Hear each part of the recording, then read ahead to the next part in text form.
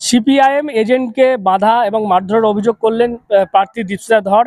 যেমনটা তিনি বিভিন্ন জায়গায় ঘুরছেন এবং এই মুহূর্তে তিনি এসে পৌঁছেছেন যে সন্তোষপুর মোল্লাপাড়া প্রাথমিক বিদ্যালয়, সেখানে গিয়ে তিনি খোঁজ খবর নিলেন, কেমন ভোট হচ্ছে ঘুরে দেখলেন এবং বেরিয়ে এসে তিনি যেমনটা অভিযোগ করলেন যে তার এজেন্টকে মারধর করা হয় এবং একটা ইলিগাল জমায়েত হয় এবং তারপর পাশাপাশি বসতে বারণ করা হয় এবং তাকে ঘিরে গো ব্যাক স্লোগানও দেওয়া হয়। এমনটাই কিন্তু সিপিএম এর প্রার্থী দীপশিতা ধর তিনি অভিযোগ করলেন এবং তিনি তার পাশাপাশি একটু আগেই আপনারা দেখেছেন যে যেমনটা তিনি বলছেন, তৃণমূলের প্রার্থী কল্যাণ বন্দ্যোপাধ্যায় তিনি এসেছিলেন অনেক মানুষকে নিয়ে এবং তিনি আসার পরে এরকম ঘটনা ঘটেছে বলে তার দাবি। তাকে মারধর করে তুলে নেয়। পরবর্তীকালে আমরা যখন খবর পাই, তাকে নিয়ে যখন ওখানে পৌঁছাতে যাই, তিনি অত মার খাওয়ার পরে বলেন যে আমি বসবো।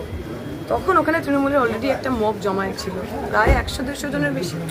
তারা প্রথমে আমাদের চেস করা শুরু করেন, গো ব্যাক বলা শুরু করেন, স্লোগান দেওয়া শুরু করেন এবং যখন আমরা ভিতরে বসাচ্ছি পুরো মবটা একদম মানে আমার পুলিশ দরজা হয়, ওখানে একটাই ঘর, সেখানে একটাই পুলিশ, ও একদম ওই অবধি চলে আসবো কন্টিনিউয়াস। সেখানে চেঁচামেচি, কোনোভাবেই আর কি কথা বলা যাবে না, কোনোভাবেই আমাকে ভিতরে থাকা যাবে না। যদি ওখানে মিডিয়ার বন্ধুরা না থাকলে আমি যখন সিআরপিএফকে বলছি এখানে এত ইল্লিগাল জমায়, তখন বলছে আপনি কি বলুন ওদের শুনতে যাওয়ার। এবং আমার যে এজেন্ট তিনি বলছেন যে যখন উনি মার খেয়েছেন তখন সিআরপিএফ থেকে পুলিশ সবাই দাঁড়িয়ে রয়েছে, তাদের সবার সামনে মার খেয়েছে, কেউ কোথাও আটকাতে আসছে। ওই রাত্রি থেকেই সিআরপিএফদের ম্যানেজ করা, কম্প্রোমাইজার যারা হয়েছেন সেই সমস্ত কাজ ওখানে হয়েছে। এবং এই যে অডাসিটি, একজন এজেন্টকে মেরেছে, সেই এজেন্ট ফেরত হয়ে নিজের লিগালি বসতে চাইছেন, আর 150 জনের মব সেখানে সেটাকে স্টপ করার চেষ্টা করছে, লোকে বলতে দেবে না, এজেন্ট বসতে দেবে না। এই যে অডাসিটিটা ভয়ঙ্কর, গণতন্ত্রের জন্য উনি বসতে পেরেছেন। আমরা আরোকে জানিয়েছি, পুলিশ অবজারভার কিছু রেসপন্ড করছে না, কিউআর যে টিম সেটা মুভ করছে, রাইট, অ্যাবসলিউটলি রাইট। ওখানে পরে এলাকার যে পুলিশ, সেই পুলিশও এসেছে, তাকে আমরা বলে এসেছি সেখানে সেফটি সিকিউরিটি আমাদের ক্রাইমের। এখন সেটা কতটা থাকবে এবং নির্বাচন পরবর্তী এলাকার অবস্থা কী হবে সেটা নিয়ে আমরা খুব বিভিন্ন জায়গায় ঝামেলা ঝঞ্ঝাট হচ্ছে না তা নয়, আমরা পৌঁছচ্ছি, ইমিডিয়েটলি পৌঁছাচ্ছি, মিডিয়া সবাই হচ্ছে, একটা প্রেশার তৈরি হচ্ছে বলে ওরা প্লেসে নামতে পারছে না। কিন্তু বিভিন্ন জায়গায় এজেন্ট তাড়িয়ে দেওয়া, এজেন্ট তুলে দেওয়া বা এজেন্ট হয়ে বলা যে 2 নম্বরে ভোট দেবেন, অমুকে ভোট দেবেন, তমুকে ভোট দেবেন, এসব আমরা লাগাতার চালাচ্ছি। আমি শুনলাম কল্যাণ ইউনিভার্সিটি প্রায় 50-60 জন লোককে নিয়ে এসেছিলেন, কোনো একটা বুথে ঢুকতে চেয়েছিলেন, ছোটো বিয়ে বাড়ি সবাই কিন্তু ওটা ঢুকতে পারেন। আশা করবো আগামীতে 15 বছরের তো এইরকম উল্টো পাল্টা কাজ। কল্যাণজি বলেছেন আপনি মানে হেরে যাওয়ার পর কেরালায় চলে যাবেন, আমার তো বাড়ি শ্রীরামপুরে, আমি শ্রীরামপুরেই থাকবো। উনি কোথায় যাবেন দেখুন, তিহারে যাবেন না অন্য কোনো জায়গায় যাবেন। আর একটা জাঙ্গিপাড়ায় কেন্দ্রীয় বাহিনীর বিরুদ্ধে শ্লীলতাহানির অভিযোগ এসছে, তাকে আটক করা হয়েছে, থানায় নিয়ে যাওয়া।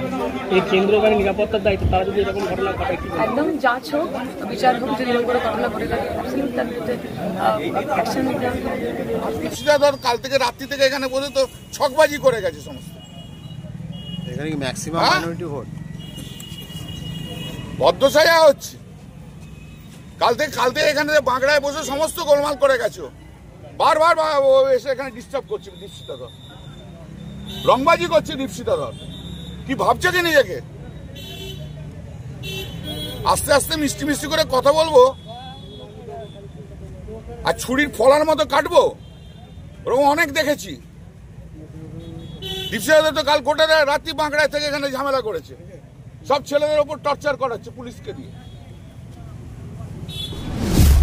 প্রার্থী কল্যাণ বন্দ্যোপাধ্যায় বলেছেন যে দীপশিতা হারার পর যাতে সে কেরালায় চলে যায় এমনটা কটাক্ষ করে বলেছেন। তার পাল্টা দিয়েছেন দীপশিতা ধর, তিনি বলেছেন যে তিনি শ্রীরামপুরের বাসিন্দা, তিনি এখানেই থাকবেন, উনি হারছেন এমনটা তিনি ইঙ্গিত দিয়েছেন। অর্থাৎ সব মিলিয়ে যত বেলা এগোচ্ছে ততই কিন্তু উত্তেজনার পারদ বাড়ছে এবং ভোট গ্রহণ কেন্দ্রে এরকম বাধা দেওয়া বা এরকম যে সমস্ত বিষয়গুলো সেগুলো নজরে আসছে এবং সেখানে আমরা দেখতে পাচ্ছি অভিযোগ পাওয়ার পরই কিন্তু কুইক রেসপন্স টিম তারা মাঝে মধ্যেই আসছেন এবং সেই সমস্ত অবৈধ জমাতগুলোকে সরিয়ে দিচ্ছেন। এবং এই মুহূর্তে কিন্তু এই যে রয়েছে আমরা মোল্লাপাড়া প্রাথমিক বিদ্যালয়, সেখানে শান্তিপূর্ণভাবেই ভোট চলছে, যারা কেন্দ্রীয় বাহিনীর জওয়ান তারাও রয়েছেন এবং এভাবেই কিন্তু বিভিন্ন জায়গাতেই ঘুরে দেখছেন সিপিআইএম এর প্রার্থী দীপশিতা ধর।